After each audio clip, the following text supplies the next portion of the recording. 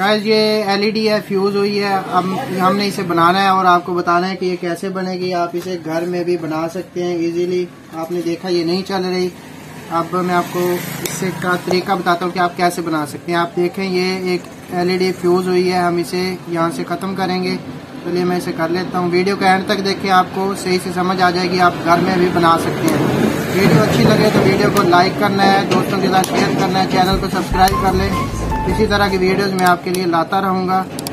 And आप इसे किसी भी चीज़ से, मतलब कि यहाँ से आपने इसे ख़त्म करना है और किसी भी चीज़ से कर सकते हैं, कोई भी चीज़ यूज़ करके। यह दो अलग अलग पार्ट्स हैं, इसके दरमियान में छोटी सी लाइन है। हमने इन दोनों पार्ट्स को आपस में मिलाना है और ये एलईडी चल जाएगी। चलिए हम इसे सेट करते हैं और देखते हैं कि चलती भी है कि नहीं।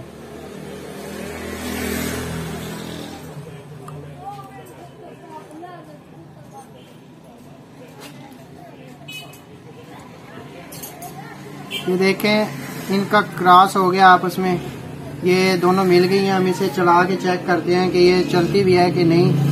चैनल को लाजमी सब्सक्राइब कर लें अगर चैनल पर न्यू है तो। अब देख सकते हैं एलईडी कैसे आसानी से आप घर में भी ऐसे बना के चला सकते हैं। और इस तरह की ट्रिक्स बहुत सी आपको मिलेंगी इस चैनल पे।